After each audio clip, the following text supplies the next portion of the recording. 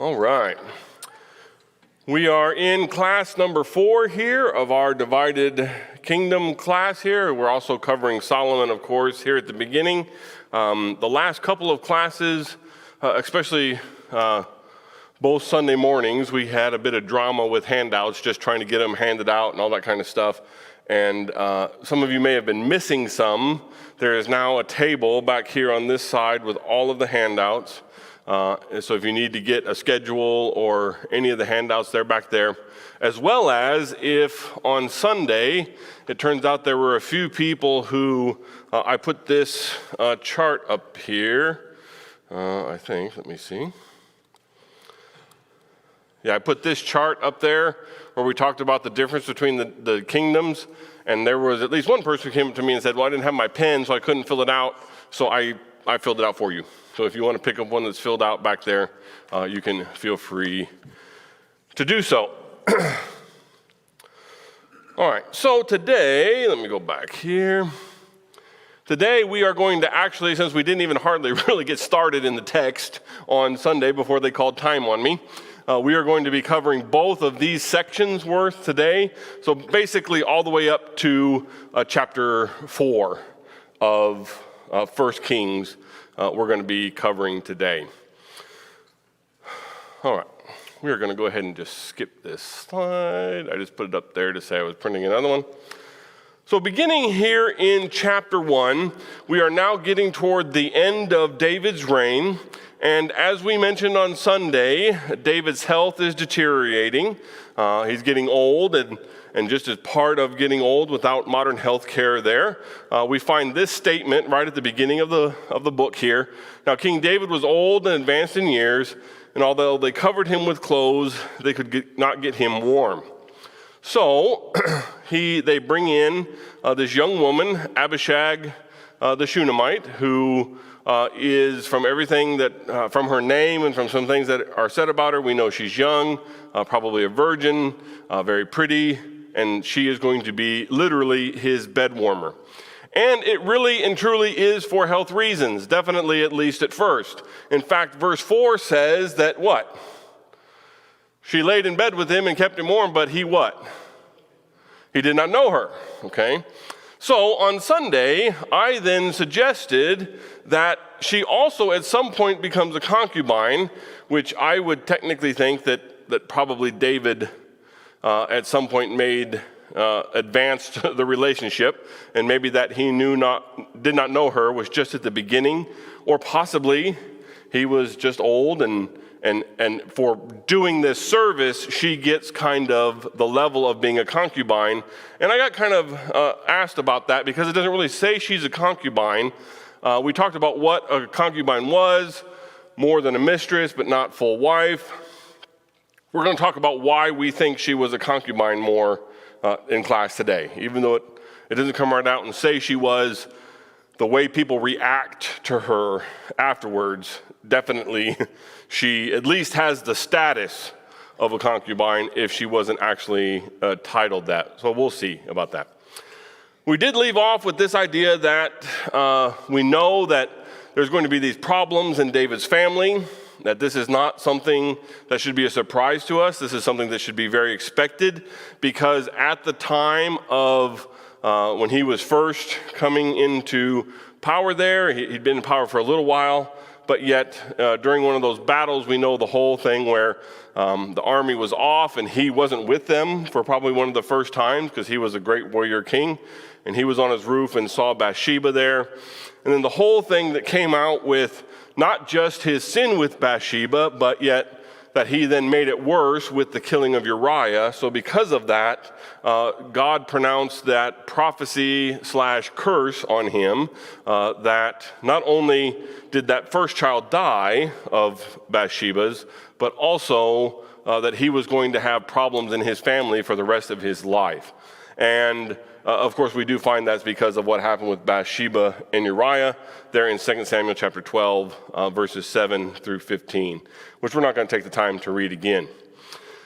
And we already noticed that not only did he already have to deal with the death of that child, But this is not the first time that his adult children have given him some serious problems. Most notably, even though there were some other small ones, but most notably Absalom, of course, who was one of the older sons with the long, beautiful hair, the bearing of a king. He was, thought a lot of himself, and then the whole issue with Tamar and some of the incest in his family, and that happened until Absalom actually gets chased and killed because his hair gets stuck in a tree, right?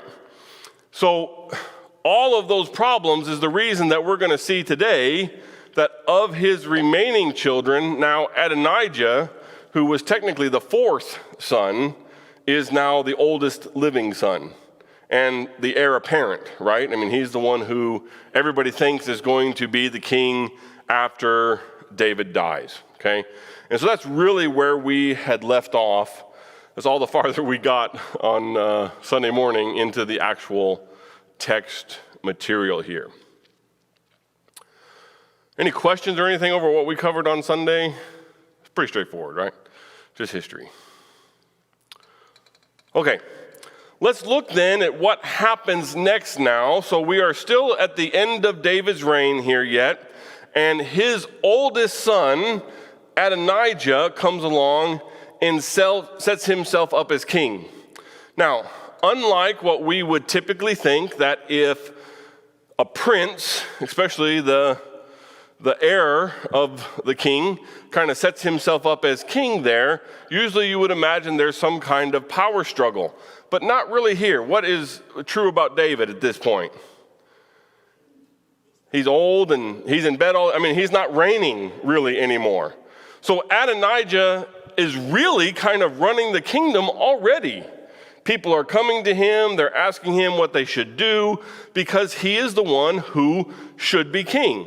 So we don't really see this power struggle because he is David's fourth son. We find that in 2 Samuel chapter 3 and also 1 Chronicles chapter 3 and in verse 2 here. He is the oldest living child and he had the characteristics of a king. He was physically the kind of guy that people look to as a king. He had been studying under David his whole life, really thinking he was going to be the king, and he had the respect of a whole bunch of people here. So he sets himself up, and everybody is kind of happy, okay, here we go. He's going to be the king. It's going to be a nice, smooth transition of power, and everything seems like it's going to go just fine. He goes so far as to get some of the support of some very important people, two of which are the key people you want to get the support from if you're going to try to be king after David. The first one is Joab. Anybody remember the stories about Joab? Joab's pretty much the man when it comes to battle, right? If there is probably one guy in the Bible that you don't want to get mad at you, Joab might be the guy, right? If he doesn't like you, you're probably going to die in a pretty terrible way. He was the ultimate commander of David's army at some point, and he's probably older and kind of retired now, but yet at the same time, he's still very influential in the army. And if you are going to take over as king, who do you need the support of? The army, right? You need the army so that nobody else can challenge you. So Joab says, hey, you're David's oldest son.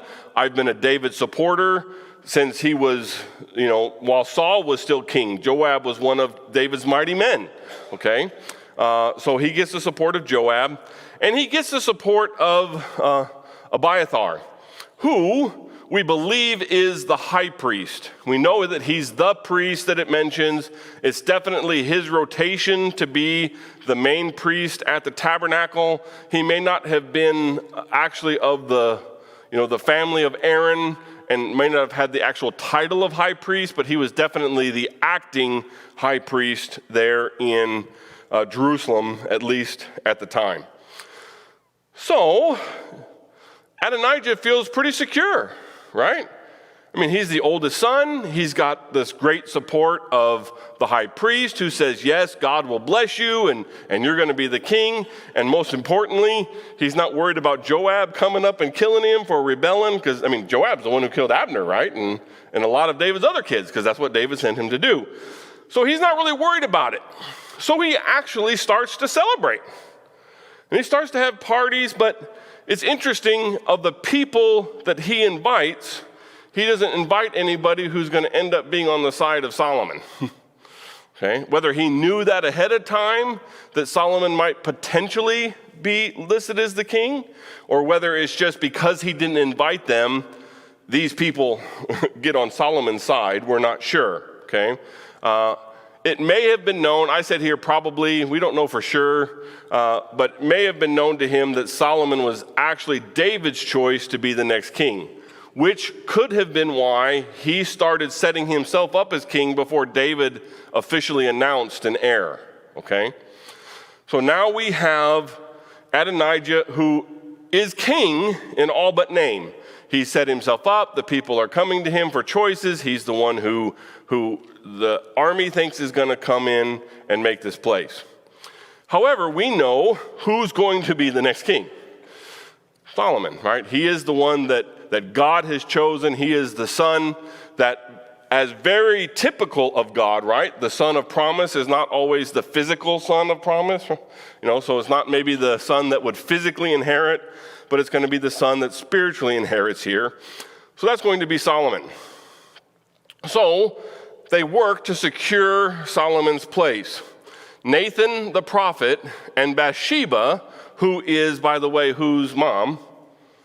Solomon, that's right. So Solomon's mom, all the way, think about all the problems that started with Bathsheba, but she's now going to be she's the mom of the guy who's going to be the next king. So they work to get Solomon officially anointed and officially named as the king here.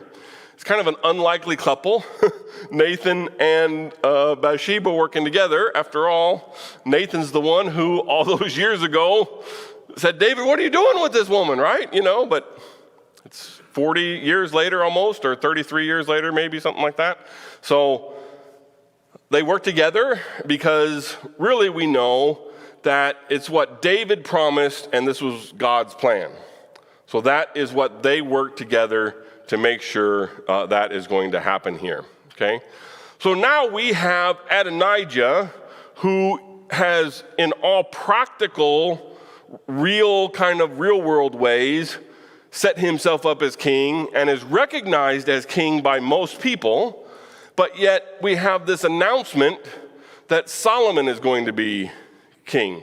And he's actually proclaimed now to be the king while David is still alive. Very similar to what circumstances that we had before.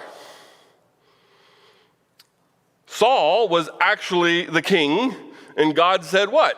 No, I'm going to take that kingdom from you. And David was actually anointed king, right?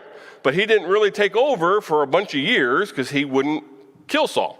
So very similar, we've got a guy who for all practical purposes is the king, but somebody else who has been now named king, anointed king here. So we have this split. We have Adonijah's team and Solomon's team here.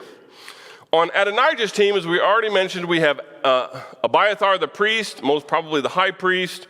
A priest on Solomon's team is a guy named Zadok here. Why am I not clicking? Oh.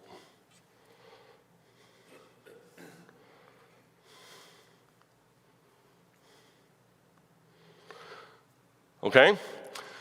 On Adonijah's team, we saw from the army, we had this guy Joab, who was David's primary leader. On Solomon's team, we're going to find this guy, Benaiah.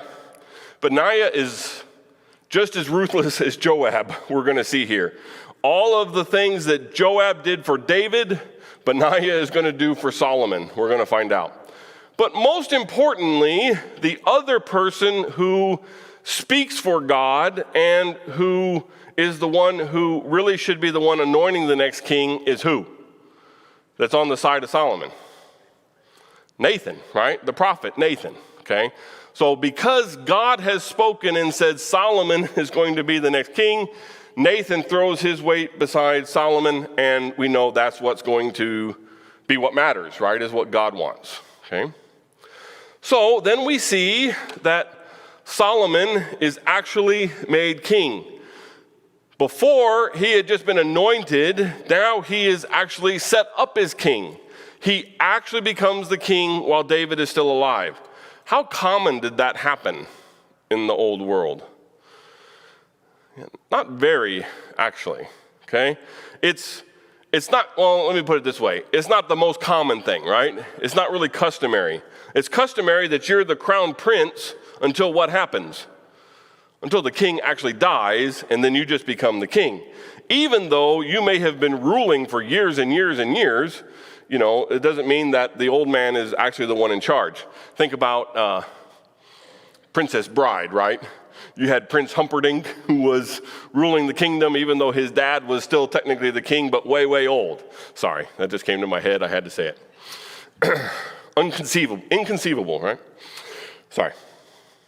So we see Solomon made king. Now, oftentimes, if this happened, the king would actually commit suicide, or sometimes have a guy like Joab kill him.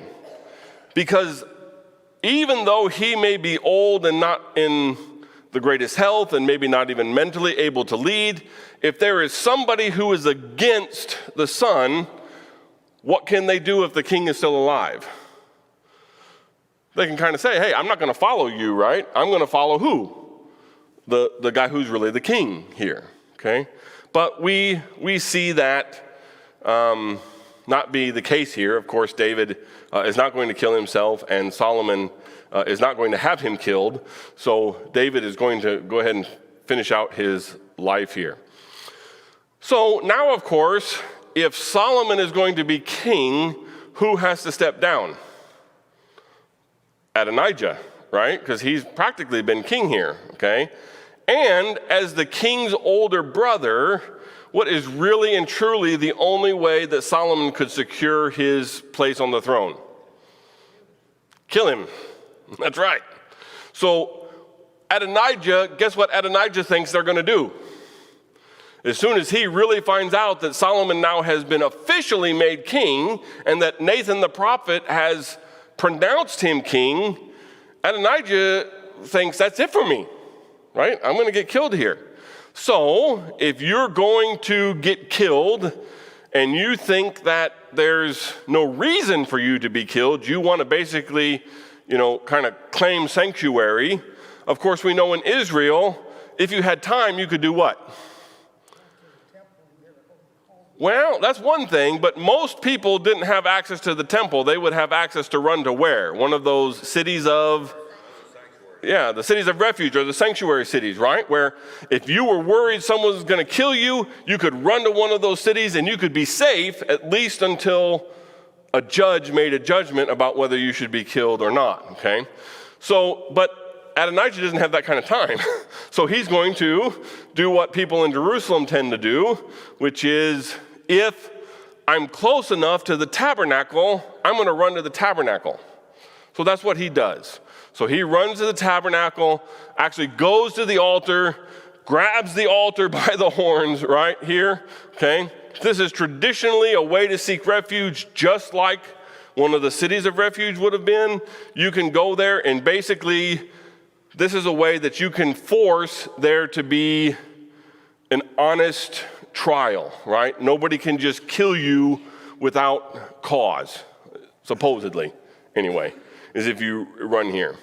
It is interesting, though, that this doesn't always work, and it wouldn't necessarily save him from being killed, but at least it would kind of elevate the situation, right? He can't just be killed in some back alley now and thrown out of the way.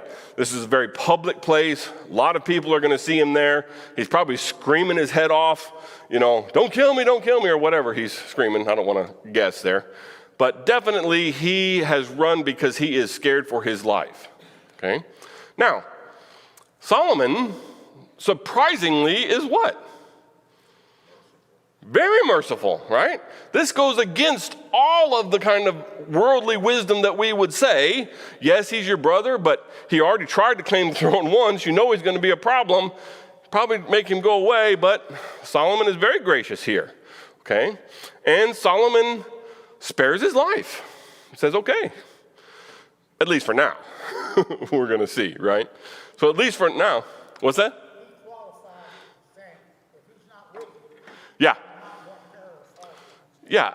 He definitely put the qualifications down, right? Of as long as he's going to just kind of go away peacefully, he can live here. Okay? So then we see David literally about to die, and not that the death of David is something that I particularly enjoy in the Bible, but definitely one of my all-time favorite passages is here in 1 Kings, where we see David's great final instructions to his son. And these are a few verses that we're going to take the time just to read, just because I'm teaching and they're my favorite, so deal with it.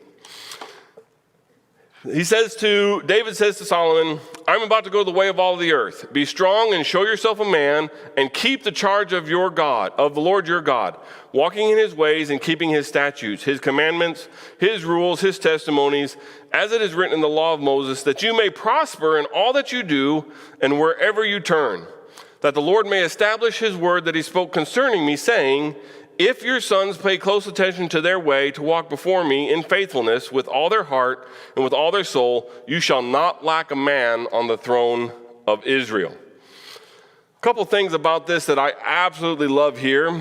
First and foremost, if there are some words that I can give to my sons, be strong and show yourself a man. How do you do that? He doesn't just say, just do that, and they're expected to know what it means. How do you be strong and show yourself a man?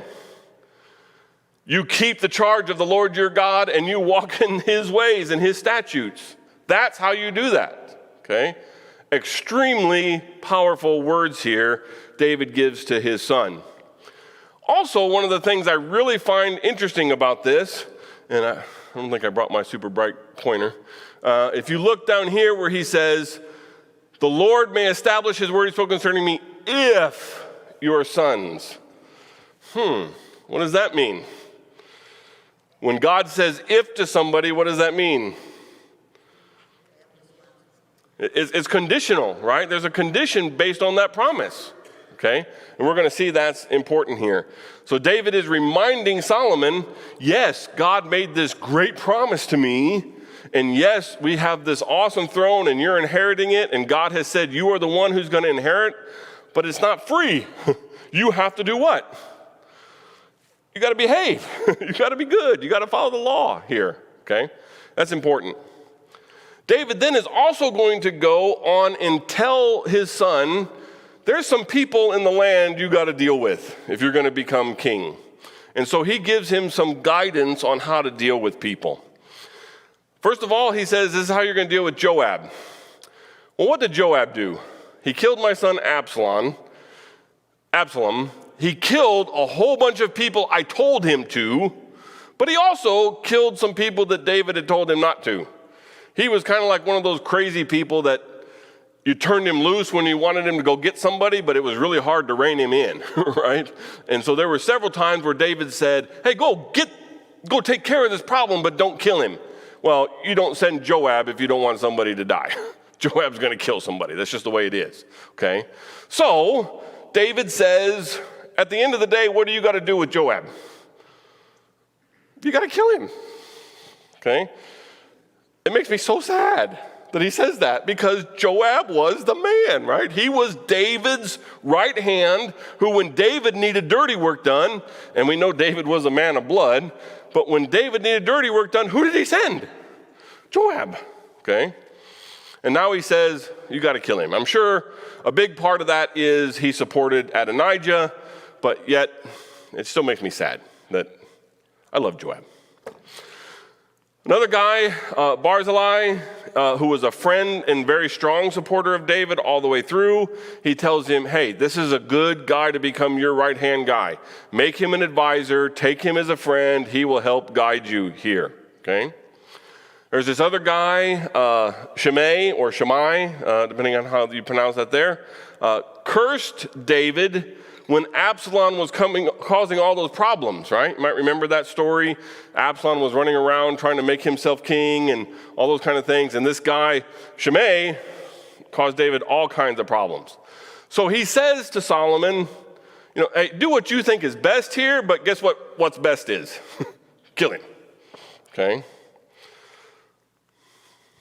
So he then says, now Solomon has to go and secure his kingdom. So David actually dies, just kind of passes away here, and Solomon now has to secure his kingdom. The first person he's got to deal with is Adonijah. We already said that he was apparently content to let him live as long as he did what, Bobby? Went away and didn't cause problems, right? Okay. However, Adonijah dooms himself with this crazy story here that we're really not sure exactly why it happens, but nonetheless, Adonijah comes and talks to Bathsheba about Abishag for a wife. And he gives this heartbreaking story, right? Everybody thought I was the king. I was going to be the king, and now you took that all away from me, and I'm happy to just go away as long as you do what? This one little thing, give me Abishag for a wife, okay? Now, this is why, reason number one, why we believe that she was at least considered a concubine. All of the former king's concubines, what happens when he dies? The new king is responsible for them, right? Whether he chooses to keep them on as concubines, sometimes it was important for them to keep them as actual wives to keep the treaties secured, right? Okay. Sometimes that was important. So because he is asking Bathsheba to go plead to Solomon about what's going to happen to Abishag, that means that what? She's probably 99% sure, we don't know, but she's a concubine status anyway, right? Okay. Now, his motives are questionable here. So it's entirely possible that this is a woman who was just brought in. She's beautiful and young, we know, and she literally was just that bed warmer for David. And now he just got to know her because she was taking care of his dad, and he wants to marry her. But it doesn't kind of seem that way, okay? But Bathsheba goes along. She says, okay, I'll go do this. Either she doesn't really understand the significance of what it would mean if he gets Abishag as his wife, or she just kind of bought his sob story and she agrees he's going to go away if she'll just give him his wife, and she trusts him. Either way, she actually does go to Solomon and ask Solomon to do this, and what's his reaction? Is it like hers? Okay, we'll do this. No, he goes ballistic, okay? He loses his mind. Fine, you're going to ask for him to get her? Well, you might as well ask for the whole kingdom. Because don't you know what? He's my older brother, and now you're going to give him my father's wife or my father's concubine, and what's that going to do? All of these people are going to want to go support him, and now I'm going to have to deal with all this again. So he goes crazy and says, hey, that's it. I was going to let him live, but now what? Hey, Benaiah, go get him. So Benaiah goes and gets him. Like Joab did for David, Benaiah is going to do it for Solomon. Okay? So Abiathar, who was the priest who supported Adonijah, he is removed from being a priest. This is according to God's word because he was the last priest of what? The house of somebody who was not going to have any more priests. The house of Eli, remember? Because Eli wasn't such a good guy there, or his sons were worse, I guess. He wasn't such a good father. So there was promise that no one of his house would stay a priest. So Abiathar is kind of the last guy. But because he was a priest and because he was faithful to David, even though he supported Adonijah, Solomon says, I'm not going to kill you. You were a good friend of my dad, but you can't stay where? You can't stay in Jerusalem because that's where all the problem is, right? So get out of here. Whoosh, go away. And so Abiathar leaves and Solomon lets him go. Okay. Now it's up to Joab. Remember what David told Solomon to do to him? He said, go kill him. I would not want to be the guy who was sent to kill Joab. That was a scary job, okay? But Joab, kind of seeing what's going on here, he does the same thing Adonijah did, which it worked for Adonijah, so why not work for me? So what does he do? He runs to the tabernacle and grabs the horns of the altar here, okay? David says to Benaiah, hey, you're the new Joab, go kill the old Joab. And so Benaiah runs out to kill him. Sure, yes, sir, yes, sir. But he gets to the tabernacle, and Joab's in there, and he tells Joab, come out here so I can kill you. And what does Joab say? No, I ain't coming out there. Are you crazy? Let me die right here. If you think that your cause is just enough to kill me here in the tabernacle, then you go ahead and do that. Benaiah says, I don't know about that. And what does he do? He runs back and tells Solomon, hey, he said, I'm not going to leave. If you want to kill me right here in the tabernacle. So what does Solomon say? Yeah, do it. If that's what he wants, go ahead, kill him there. So Benaiah goes and kills him right there, standing at the altar.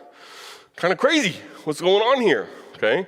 But all this stuff is Solomon securing his kingdom. Well, remember that other guy that David said, you can do what you want, but you should probably kill him, this guy, Shimei? Well, Solomon seems to have him, okay, you can live, but you got to stay here in your house and you got to stay here in the city. Unlike Abiathar, who he said, get out of here, he says to Shimei, you're going to stay right here where I can watch you, okay? It's kind of strange, and he probably should have just killed him, but Solomon is gracious and lets him live. And after seeing what happened to Joab, Shimei is like, okay, yeah, I'll stay in my house, don't worry about it. And he does, for about how long? About 3 years, he stays in his house. And then we have this crazy story that it's completely unrelated politically, right? Shimei has this, or Shimei, I keep saying it both ways. He has this servant who leaves Jerusalem and kind of stays away. And so Shimei says, I got to go get him. So all he literally does is go get his servant and come back. Well, you're not under house arrest unless people are watching you. So guess what happens? Solomon finds out. And he calls him before him and says, hey, didn't I tell you you can't leave the city? And Shimei says, yeah, you're right. You're right. And Solomon says, but I know you left.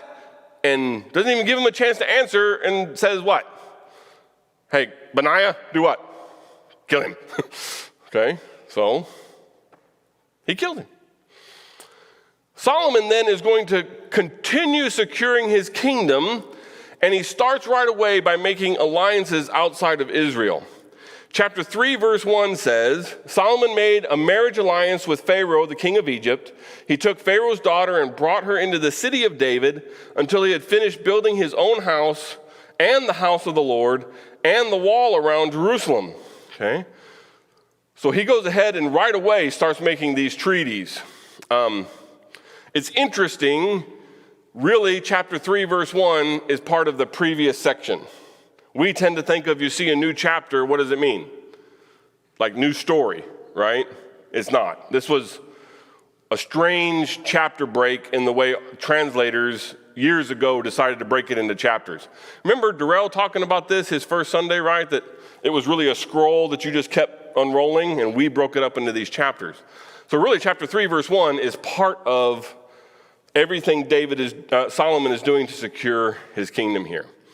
So this then, just like David, even before he actually took the throne, was a man of war. He was the one who, Saul killed his thousands, but David has killed his 10,000s, right? How was David going to secure the kingdom? Through fighting. Solomon, the first thing he does with anybody outside of the kingdom is what? Marry somebody. Let's make a treaty. This is what's going to be the rest of his life, is going to be marrying people and making these treaties, and that's how he's going to secure the kingdom, okay? And so we get that glimpse of this right away here. That's going to be his downfall. Yeah, it probably is the thing that is going to be his downfall. Pharaoh's daughter. Back, Pharaoh slept their God. Yeah, that's right. And so you've got whatever God she believes in, it's going to be not Jehovah. Yeah, so definitely Bobby's point is she is going to be, one of his first wives that has no interest whatsoever in serving Jehovah, right? She's an Egyptian. She thinks her dad is a god. So there's going to be problems here. All right, the rest of here in chapter 3, we get kind of this interesting visit where God visits Solomon, and we get an interesting insight here into the sacrifices that are happening at this time.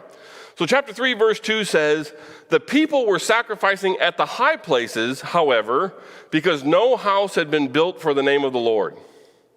Well, what were the high places? Anybody remember that from your history here? In actuality, most of the high places were places where there used to be the Canaanite worship, okay?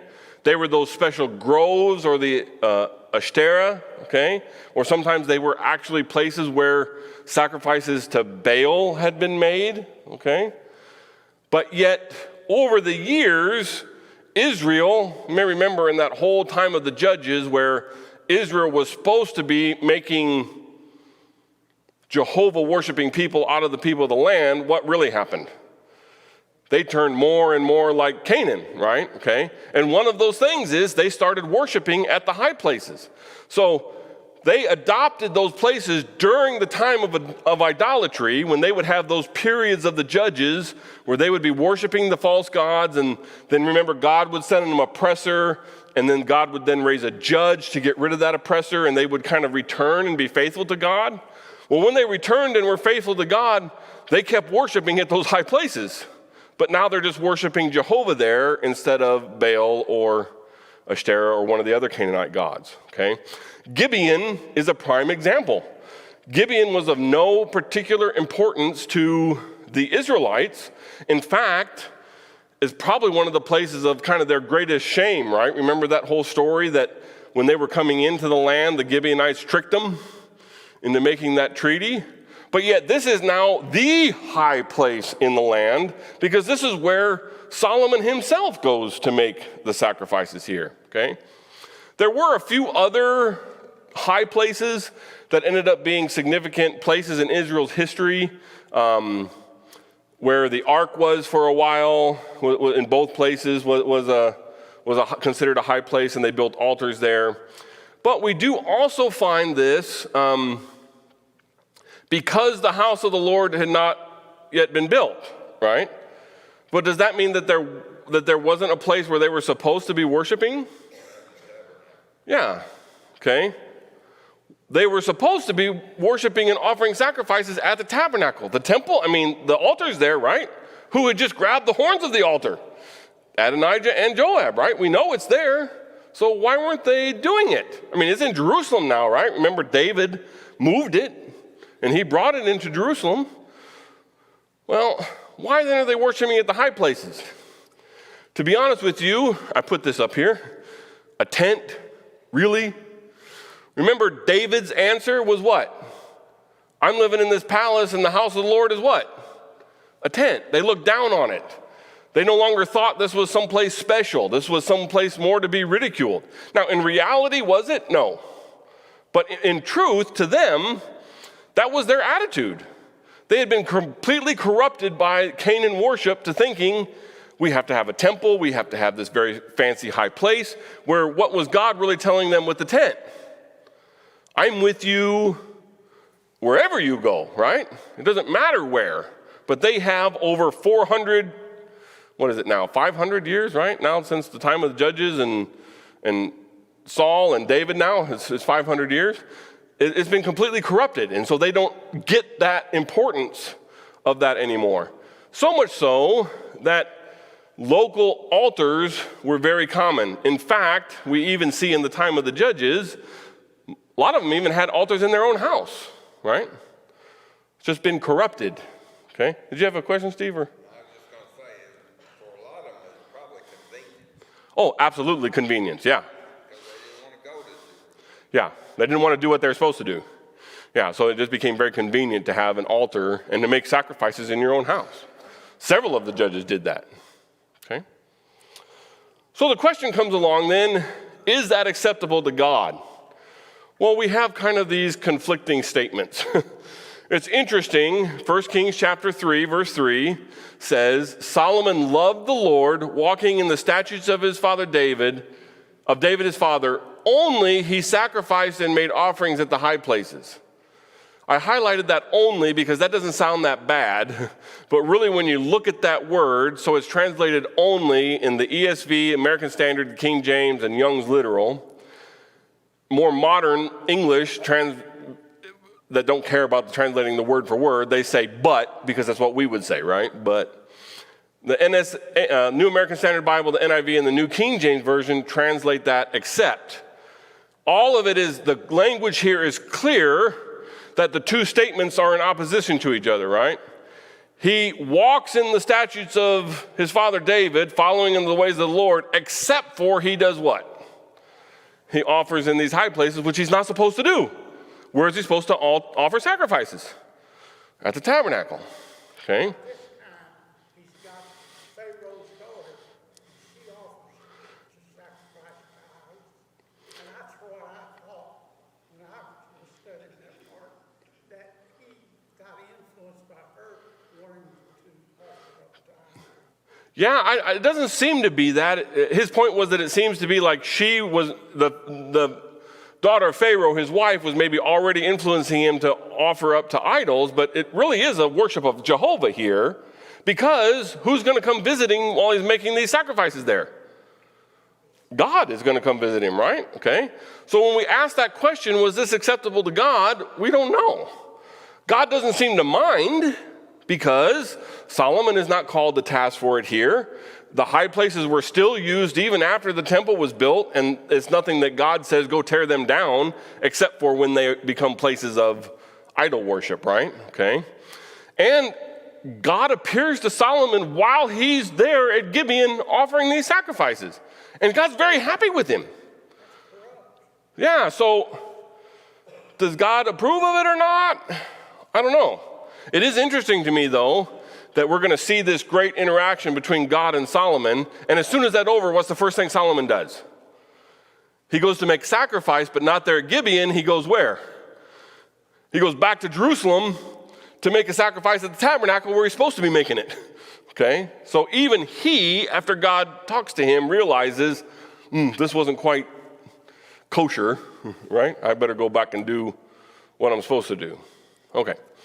So God visits Solomon, and God asks him this incredible question that I wish God would ask me, but he never has. What's the question God asked Solomon? What do you want me to do, right? Literally, the ESV says, ask what I shall give you, which probably we would say it, ask me anything you want, and I'll give it to you, okay?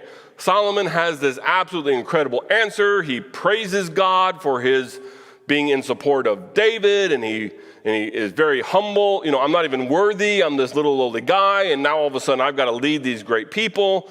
And so he comes up with this final statement, give your servant, therefore, an understanding mind to govern your people, that I may discern between good and evil, for who is able to govern this your great people?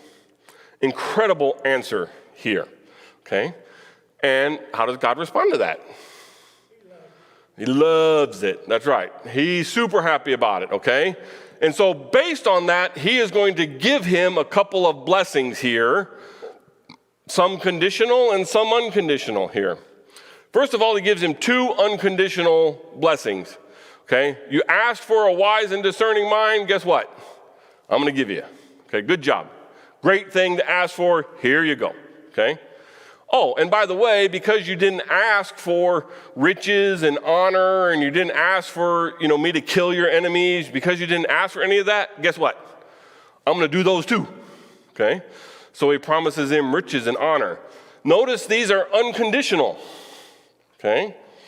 However, God wraps this up with a conditional part of this promise, where he says, and if you walk in my ways and follow my statutes and follow after the footsteps of your father David, then I will lengthen your days. But even though he doesn't say it here, what's the opposite of this? Every if-then statement has a if not, right? Yeah, if you don't do it, I'm not going to lengthen your days here, okay? All right. Is that 5 minutes or is that I'm done? Done? Man. Oh, I thought I was going to make it. Okay. So Ben, are you up next? All right. So you can feel free to use my slides. The next couple things are so we finished up chapter 3. Chapter 4, I'll give you the end of chapter 3, I can cover this in 2 seconds. We all know this story, right? The 2 women with the baby, and he says, cut the baby in half. We're like, what in the world, cut the baby in half? But really, what was he just wanting to do? To see who cared more about the baby than getting a baby, right? And so, and the whole first part of chapter 4 is just this whole crazy long list of his officials, which don't mean anything to the rest of us, okay? But it meant people, at that time, it meant something to them, but it doesn't mean anything to us. So really, I'll have Ben pick up then with the last part of chapter 4 that kind of goes through all of Solomon's success. Shouldn't take you very long. Okay, thank you, and sorry I didn't make it. I never make it.